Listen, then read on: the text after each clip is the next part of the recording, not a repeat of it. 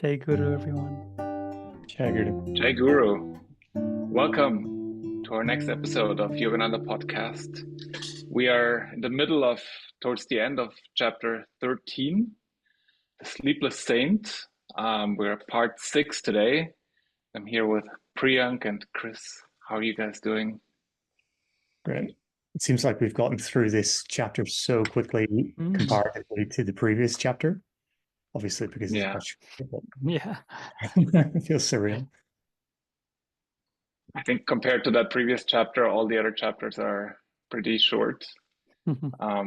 We had 20 parts, chapter 12, and now chapter 13, we're going to have 8 parts. So now we're in chapter 6 out of 8. So it is, I would say it's more of a story. It's more lighthearted than chapter 12.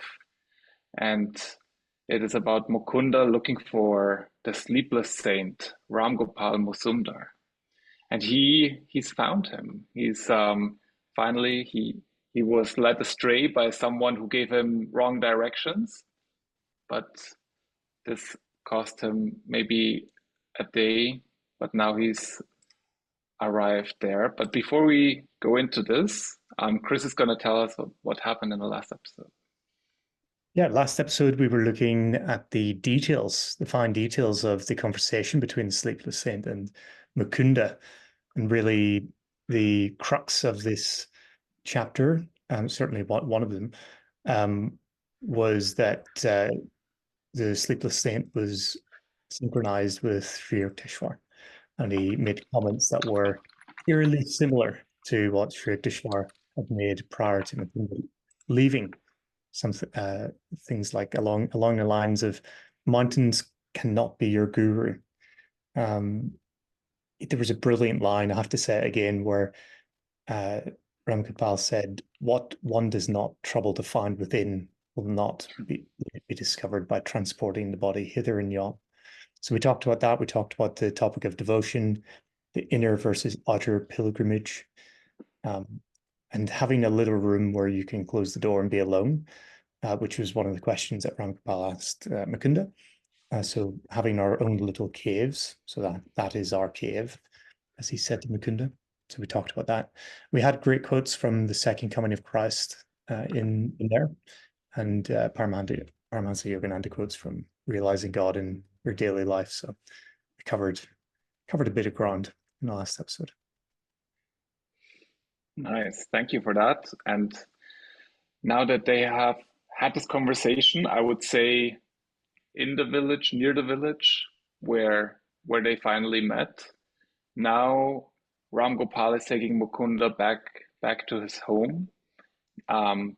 He says he took my hand, led me to a quaint hamlet within a jungle clearing. So I can only imagine how small this little village was. Remember, I think I told you in the past, but holding hands with someone that could be your cousin or uncle or guru is not considered abnormal in India as it is in the West. I don't know if you guys have ever held anyone's hands in this way. Other than that's not your partner. You're missing out, man. Let's do it next time we meet. Yeah, I think it's a very intimate thing in the UK, isn't it? It's seen as very intimate, and certainly being Irish, Northern Irish, the traditional ways would sort of frown on these things, but I think it is intimate because of this connectivity that we have through the hands. We feel a lot with our hands, and Yogananda mentions the connectivity with the eyes that we talked about in the last episode, transference of energy and so on and so forth. The same being done with the hands. It feels very intimate to cross the energies, let's say, to mix the energies a little bit as well. So it would fly in the face of everything I know, Prank, but I'm willing to give it a go for you, at least once. Not for me. Guruji's written it in the book. If you haven't done it, what are you doing with your life? Yeah, I'd love to see more about it because it is, the done thing in India. But whenever we greet people with pranayam, or we pranam, sorry. So Let's do a quick kriya. breathing. Yeah. Hello. You send energy or something. Yeah. It's the greeting of the future. Because in the UK, very British thing is the shake hands, isn't it? Which is funny. The differences of greeting. But and if you hold someone's hand too long while shaking, it was weird. You shouldn't get off. Yeah. These mannerisms. That's true. Yeah. And if you have a limp hand, that's weird. If they're too firm, that's weird. There's so much etiquette, isn't there?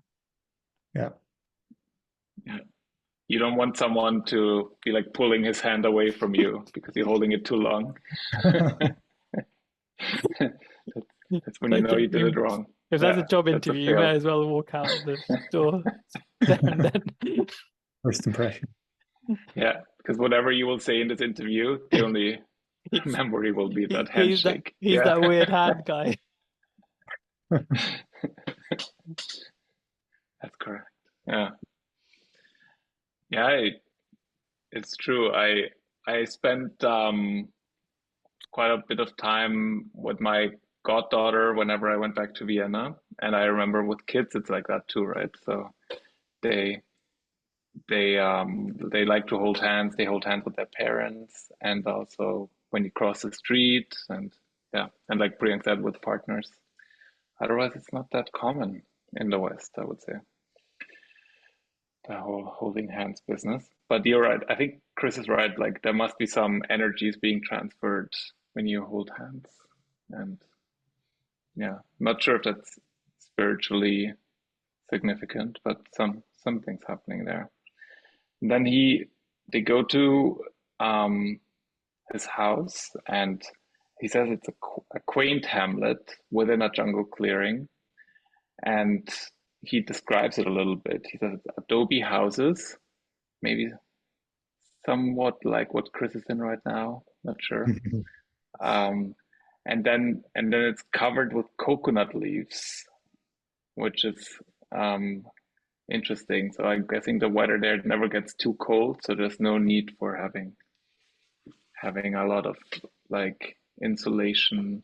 And then so living in California, I can imagine how they would probably have like pretty warm summers and not so cold winters. So. And then you can always make a fire if you want. And then in the summer when it's really hot, that might be the real problem. Then you want kind of air circulation in there. Yeah. And I think one of the properties of adobe is that it stays warm in the winter and cool in the summer. Somehow it gives you a nice kind of contrast to the temperature outside. Yeah, I do actually have this in common. If I have anything in common with Gopal, it's that I do live in a adobe type house in a clearing in what I would say is the jungle comparatively to Northern Ireland, having fields and sheep around me there. But it has a feel to it that is very, very grounding, and it has the opposite feel. It's not cold to the touch comparatively to what materials we might use in the UK at times. So it has quite a grounding, energetic influence, I think. So it's really nice to live with adobe bricks, and it's essentially just earth and maybe a bit of sand, and you can still see the twigs and everything in there that maybe people didn't pull out, and it's quite nice to touch. I would hope it has some benefits to meditation and things like that as well. So it might be no coincidence that the Sleepless Saint is there. It's maybe the next best thing to a cave. I think I saw on one of your social media feeds making the bricks or something with like your feet in mud and clay and something. Yeah, like we're doing that. a course at the moment with biology or bioconstruction, essentially. which people do.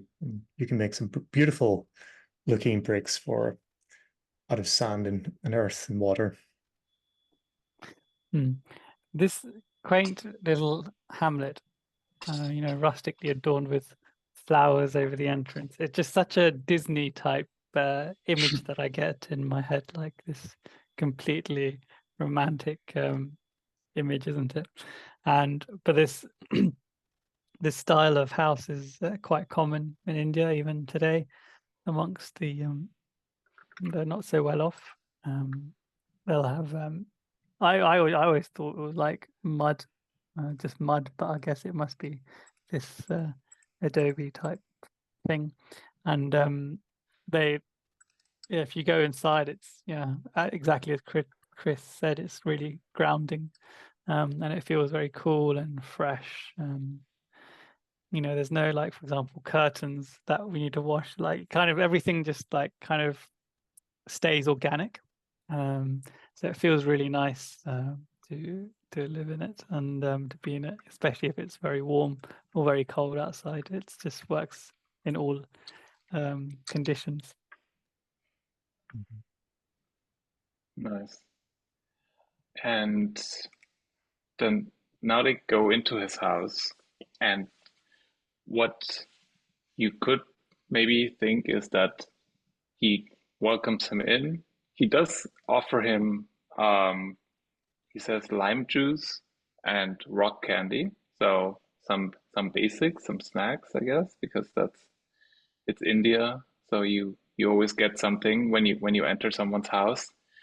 I don't know if you guys have ever seen that on social media. There's often those maps where you see, like, if you go to someone's house in a certain country, is it likely that you will be served something? Is it likely that you will be served nothing?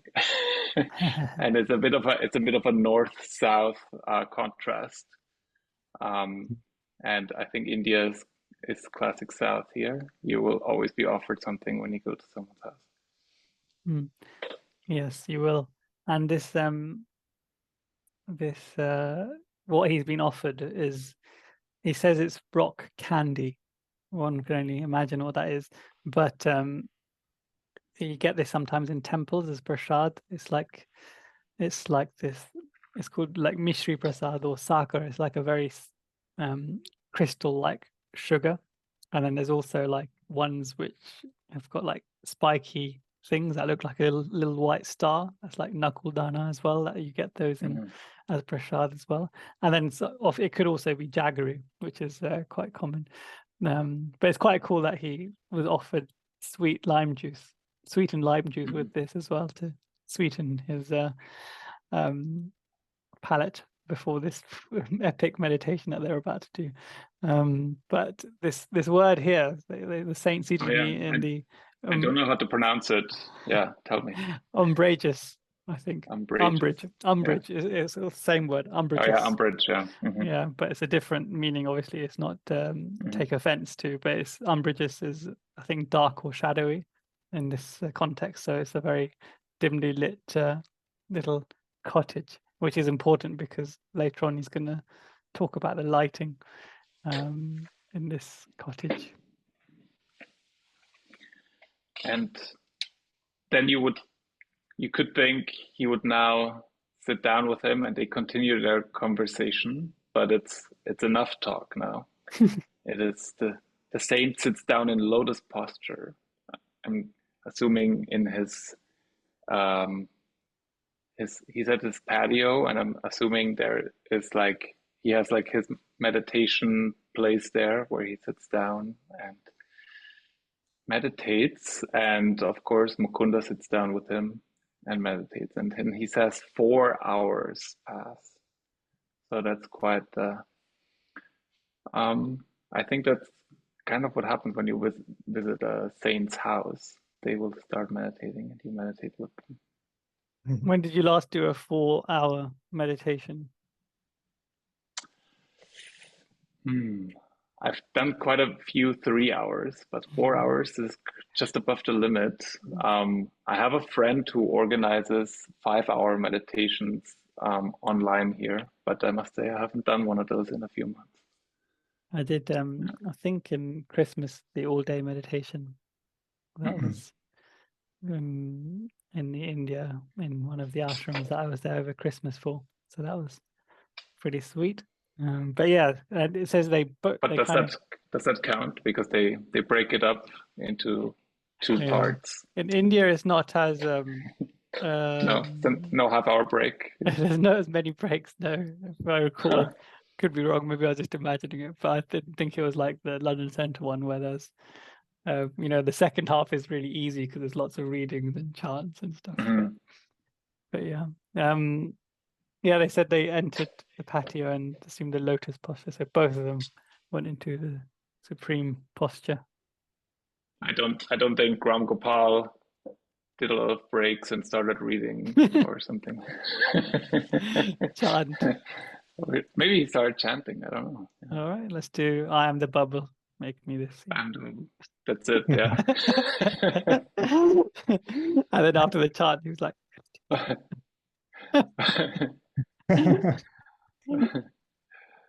Yeah. Or they would like play Christmas music. Yeah. The Christmas carols.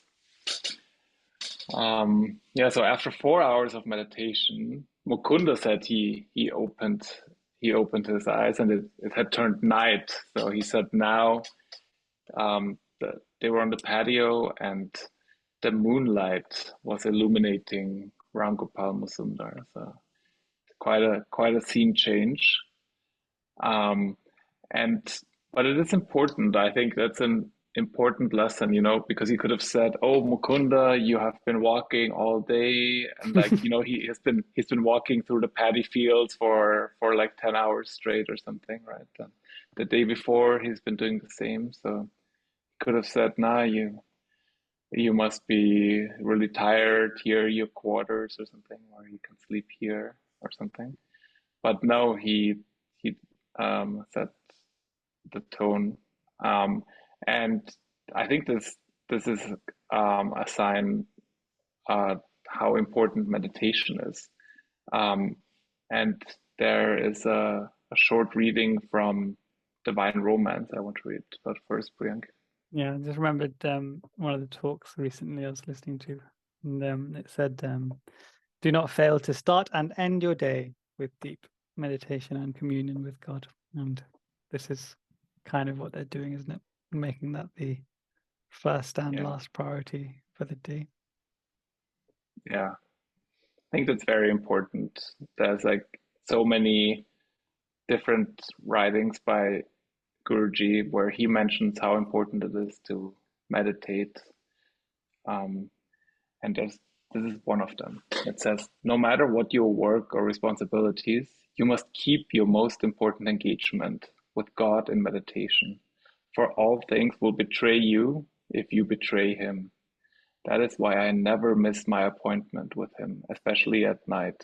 Don't go to bed until you feel the joy of God within and without. Then all day long, he will be with you. Nothing can match that joy. Yeah.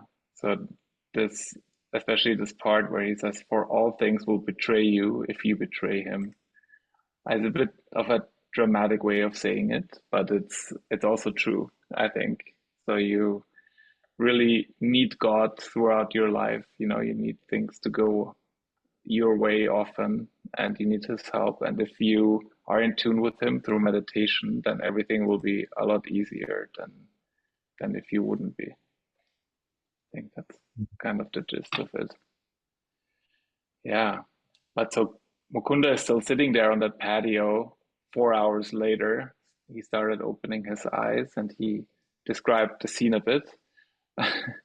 But he also started remembering that he was actually really hungry. And like him and Ram Gopal have been doing before, they don't really need words to communicate. It's just Ram Gopal just felt that he was hungry, and he just says, I see you're famished, and then food will be ready soon. So he's gonna serve him food soon now. I love the joke in this. He was sternly reminding himself that in his stomach, that man does not live by bread alone. I was gonna find like some profound reading on this from the second coming of Christ, but I thought he's just using this scriptural reference as a joke here, so we won't. But it's from Matthew 4:1-4. If anyone wants to read further, and it's on Discourse 8. There you go. Yeah, it reminds me of Buddha, when apparently Buddha became realized. He said, "Let's eat," after it, because he had lived quite an austere life and sort of fasted a lot and was known for this way of life. And the devotees that he had were quite shocked, sort of, when he said that line. Guruji is not falling into that way of thinking, is he? He's quite happy to indulge this sense. Yeah. And you still have to remember we're in this little adobe hut. So for me, it would be like surprising at all if there was food, or because it seems like quite the basic place. But he said he kindled a fire under a clay oven on the patio, so outside cooking, which is kind of cool. And then he was preparing the classic, I think, Indian meal that has everything you need. It's like rice and dal. I think all of us have had that many times, and this is just, it contains protein, contains carbohydrates. It's a hearty meal. It tastes great. Dal tastes amazing. And they were serving it on banana leaves, which is, I think, in South India, that's very common, maybe in the north as well. And certainly common in a place where, like, you don't have the infinite water abundance to clean utensils and dishes. So using whatever is natural in that environment. But I'm fasting today, so this is I also have to remind myself that man does not. Let's not talk about it then. Let's not talk about rice and dal. Yeah. Oh man, it just, before the episode, I thought this just sounds so great, this meal. When I was reading it the other day, but now I think so even more. And even the previous mention of rice and dal, when he was eating at that guest's house, where he was a guest at that house, where he was being shown the direction after being lost just yesterday from this day as well. So 2 rice and dal meals. But when you go to an Indian restaurant, do you order rice and dal, or do you usually go? I certainly do. I usually go for the adventurous options of, like, naan and some other exotic vegetable like lady fingers, or like aubergine or something. So even though we love it, we rarely order it when we go to restaurants. I was obsessed with dal makhani for a while, but it wouldn't be the only thing I ordered. Yeah. My wife and I don't have much spicy food anymore, and so whenever we would go to a restaurant in India nowadays, we'd just ask for dal, but absolutely no chilies, and they'd find it so hard to like listen to that, because no one requests such a thing. They always ask for more chilies, and then we obviously have to say no onion and garlic as well. So then they're like, "What are you gonna? It's gonna taste horrible," and we're like, "No, we'll eat it." Yeah. Is that extra surprising that it comes from you, Priyank, of Indian descent? If it came to be like an Irishman, they'd be like, "Oh yeah, of course, these guys can't handle their heat," but might be extra surprising. Should we read out some like benefits of fasting, Priyank, to support you just in this moment of? Yeah, why not? I actually don't have any lined up. I was just... I've got some from that discourse, but let's not go there. Let's not go there. It is really cool to see the banana tree leaves mentioned here, because it is something that you just don't see, in the West as such. And we live in this sort of sterile environment that, in India, the use of the hands is very common to eat the food. And I'm just thinking, it sounds like, as you said, Brian, such a natural way. And the ingestion of the food begins with, like, the sight and the smell, but then we don't use our hands, so we lose that in the West, let's say, that initial connection with the food. So it sounds like a much more intimate way and better way to ingest food, albeit people in the West might see it as dirty because of that use of the hands. But there's no mention of utensils here, So I presume that they indeed were using their hands, but it seems like such a better way. The only thing I use my hands with is pizza. And people here in Brazil don't do that, so they find it quite strange. I'm sitting there, getting messy hands, but it's the best way, in my opinion. Indeed. Yeah. Finger food. I think in the US it's pretty common. There's quite a lot of food you would eat with your hands. Maybe not on a date, but a lot of times. Yeah. I had taco on my first date with my now wife, so I can say it works. There you go. There So. you go. Mexico. Everything's allowed. Yes. So I don't know if that's ever a thing you come across when you go to someone's house and they cook for you. Then you would. I'm often like that. I offer my help, and I think most people do. But then it's also expected that the host says no. Like, I don't really need your help because I'm serving you. And this is what happens here as well. And there's this proverb that Mukunda mentioned. He says, "The guest is God." It's a Hindu proverb. Yeah.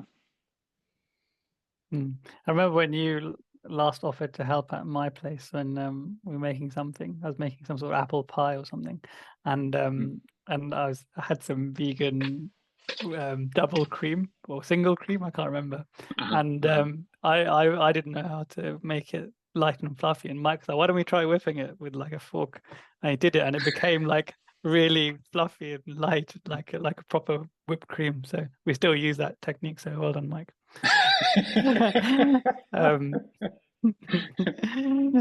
Ti Devo Bhava is the Sanskrit for guest as God, and I think I mentioned it previously, but it's mentioned.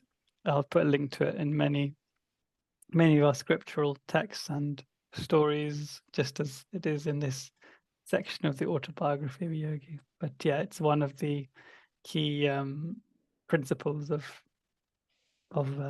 Hinduism, actually, and hospitality and selflessness and like good stuff. And in Christianity as well. I'm actually just trying to find the part of the scripture in the Bible where it talks specifically about a story where angels were welcomed into the house, and the parable was you never know who you're actually welcoming into your home, so treat everybody as angels, as God sent. But there's certainly a lot of that in the Christian Bible as well, which is great to see the parallels. It's commonly used, this saying, and just as he didn't, Ram Gopal Mazumdar didn't actually say it. It was just like, oh, this is what he would say. So Mukunda was kind of just thinking, oh yeah, this is the cultural norm. But in India, you often just quote it to guests when they offer help, or when they want to when they feel bad about all the hospitality that you're doing. You just say this, and then it just calms everyone down. I'll use that technique. It's good. I think the Western version of this is the customer is king, but it's slightly different. No, I'm joking. I'm just joking. Guruji says something interesting afterwards. He says in his world travels later on, he had similar experiences of hospitality in other countries, but he says in the rural section of many countries. So I think what he says is that in rural sections, the hospitality would be greater than in the cities, which kind of makes sense. don't know if that's the case in India, but it's certainly true in the countries in Europe that I have known, and also in the US. I mean, LA is just a really, really big city, so it's hard to expect like hospitality by strangers that you meet. But if you're in a smaller town, the Americans are very hospitable people. So that is definitely the case. So I can see how he would have made those kind of experiences. Yeah. And in Ireland, as in Britain, you would always be offered a cup of tea. You would never not have a cup of tea. Something. Wet whistle. Yeah. Yeah, and Guruji kind of he comments a bit on this as well. And you meet more strange people. You have more unknown faces in the city. You can't be hospitable to all of them, I guess. So there's that in Defense of the City book. Does that mean that basically there's too much population to implement the paradigm of guest is God? So that would then mean that we need to take a leaf out of Chris's book and go live in the forests to apply some of these principles and also receive them. I moved from London to a clearing in the jungle in Brazil for a reason. There has been actually on this, scientifically to show it was actually on mice. I don't know if you guys have heard this, but the mice were given water, and one bottle of water was just regular, and the other one had drugs in it. And the mice were choosing the water with the drugs to the detriment of their health, to the extent where they died. And there was a person, I forget his name, scientist came along and said, well, hold on, the mice are in, unnatural settings. So why don't we try to, make it a bit more like home? So they made this kind of, more natural setting for the mice, and the mice responded by getting their, I suppose, their dopamine hits, their positive elsewhere, so they didn't use the water with the drugs. And so they're saying essentially the environment that people are in will have a strong influence on their behavior and what they seek and do. So interesting. I was wondering where you're going with this whole drug thing, but now it's clear. Now it's clear. Yeah, stay away from drugs. Yeah, more.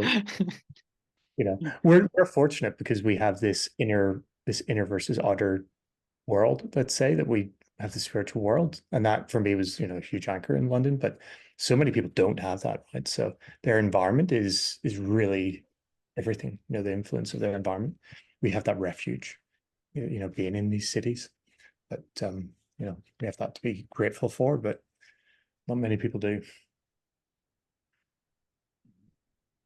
I heard of that experiment that you just mentioned, Chris, and that does play a big role. So I think drugs plus loneliness maybe is worse than drugs plus a community that cares about you. I would say, yeah, everything becomes easier. Yeah, so Mukunda is now in this place, and they have had dinner, and I think the thing that would come next is they would go to bed, and he describes again the scenery a little bit. So they're in the cottage now, and he says there is a mellow glow, but he calls it mysterious, as in maybe you don't really know where it's coming from. Maybe Ram Gopal is glowing, or maybe it's just some kind of miraculous glow that's going on there. Yeah, which brings into context the word that they previously used, the umbrageous hamlet. So this is like, where is this light, mysterious light? And so then he describes kind of the sleeping arrangement. He says there are torn blankets on the floor for him, and then Ram Gopal has a straw mat, but then he says he's overwhelmed by his spiritual magnetism and can't help but ask a question. And the question is, sir, why don't you grant me a samadhi? Which is maybe the expectation, maybe the whole reason why Mukunda left the ashram of Sri Yukteswar, and kind of the goal. And that was, I'm guessing that's the reason why he went to visit Ram Gopal. And now we'll see how this plays out.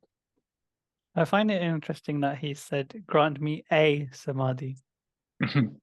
So it's like a singular experience, which would be savikalpa samadhi, which is, there at that point in time, in that moment, and then you wake up and it goes away. Whereas what we know he receives in the next chapter is nirvikalpa samadhi, which is something that stays with you in your meditation and outside of your meditation and waking life. So he seems like he just wants one small glimpse here. But Ram Gopal Mazumdar's response is not favorable. It's a no. He says no. He gives him two reasons though. No. A hard no. He's like, no way, Jose. No, it's not. It's a soft no, isn't it? Very soft, gentle. But he gives him two reasons, and both of them are profound for the guru-disciple relationship, I would say. The first one is that he's not his guru, so his master will bestow samadhi on him and not Ram Gopal. So that's very important. And we said in the last episode, we said that you have those millions of lives in when you incarnate, but you only have one guru through all this time. And so this one guru will bestow samadhi on you and not Ram Gopal. And we do know that Yogananda had samadhi already in previous incarnations, but he's doing this. This is the experience for us, right? This is so we can learn from it, doing it the right way. And I think Mukunda even described that sometimes a guru-disciple relationship between two avatars is sometimes reversed in different lives. So it might have been that Mukunda was Sri Yukteswar's guru in a different incarnation. We don't know, but it is meant to be this way. Sri Yukteswar is Mukunda's guru, so he will give him samadhi. Yeah. That's the arrangement and the way of this incarnation, and the way of the custom for the spiritual experience. And he's kind of honoring and respecting that, isn't it? And gently he says, I would be glad to convey the divine contact, which is an interesting wording, isn't it? That firstly, that he kind of softens the no first and foremost, so it doesn't upset him. And then also that he describes that the samadhi, granting a samadhi, involves the divine contact. So needs some contact with God, and then the channel is the guru, and then the samadhi, the experiencer, is the disciple. So seems like a very well worded line. He talks to him with half closed eyes. So I'm assuming he has his eyes towards the heavens, right? And has them half closed while he's talking. So he might be in a higher spiritual state while he's talking, Ram Gopal here.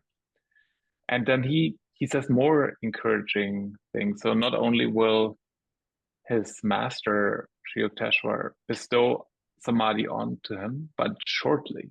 So it's right around the corner, right? So we're close. And Mukunda turned around and walked straight back to pretty much what he did though, isn't it? He went back. This is probably why diverted. Yeah. So he had something to look forward to when he came back. He could, like Ram Gopal didn't have to reveal that. He could have said he will reveal it to you eventually, but he said shortly. And then he explained furthermore this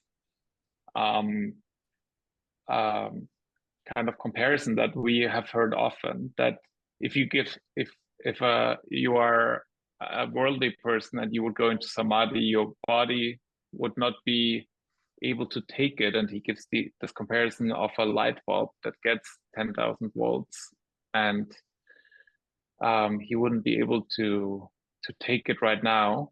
But he said he's close and his body needs a few more adjustments. He's not tuned just yet, is what he says, to receive the infinite ecstasy. Yeah, and that if he did have it now, that it would burn through every cell as if it was on fire, if they were on fire, which is poignant, isn't it? And very emphatic in terms of its impact on us, isn't it? So it encourages us not to seek it too intensely, lest we burn out. But it's also, it seems like it's a very subtle line between ecstasy, bliss, and being ready for it, and also then burnout, death, premature death, because we weren't ready for it. Because Mukunda death by isn't samadhi. That would be, yeah. Because Mukunda isn't ready for it yet, but we know in just 2 days. So he's literally just crossed the threshold into readiness. I also love that he's here said as a small lamp bulb. This is fun for me because I was a few months ago, I was telling someone off for saying, change that, can you get me a new light bulb? And I said, as engineers, we should be using the word lamp. And as my lecturer, when I was at school, he told me when I called it a bulb, and he said, that is not a bulb. Bulbs grow in the ground. Lamps light the room. So bulb is an incorrect, apparently, usage of an electrical engineering term, which is lamp. But Guruji has grasped it here, lamp bulb. Yeah, that's very funny. Do you think that there may be something to the fact that Guruji really was so close to a samadhi in this lifetime, and he asking the question, but the samadhi, almost as if he can sense and feel the anticipation of it. He's kind of like, kind of wants to get there, and we're learning through him. So he's given us this lesson that, which is a strong message actually, that he reiterates time again about the loyalty to a guru and why that is, and the karmic connections and things like this, spiritual connections, energetic connections. But it just struck me that maybe he is sensing that he's very close in this lifetime to being granted as samadhi, and he's maybe it's spilt over in his consciousness, and he's asked the question ahead of time. Yeah, I mean, it's patience is a virtue, right? But I can see that being patient for samadhi must be the most difficult thing in the world. And I don't know if it's necessarily a negative thing if you're impatient here, because remember when Guruji talked about spiritual egotism, when you have to put your own spiritual progress ahead of other things, and maybe spiritual impatience is also not so bad. So Ram Gopal seems to be very happy that Mukunda is so eager to get samadhi, and that I think that's why he explains to him why it is happening. So he could have been very cold and said, no, go back to your master, but he explains the circumstances to him nicely. Yeah, and I think we're at the end of part 6 of 13. What we can still do is look ahead at part 7. What's going to happen there, Priya? Yeah, so next section is Ram Gopal Mazumdar talking about illumination and whether or not he is really worthy, considering how little sadhana he's done. And Mukunda is surprised, considering that normal people like us would consider that Ram Gopal Sundar has done intense sadhana, meditating for however many decades in the Himalayas and all that kind of stuff. And so we'll talk about that. And there's also a very nice quote or section from Babaji's advice, and also Krishna's advice, which is Svalpam apyasya dharmasya trayate mahoto payat, which is even a little practice of this divine technique will save you from dire fears. But we'll talk about that next time. All right. So thank you guys, and thank you to our listeners and viewers on YouTube. Jai Guru. There you go.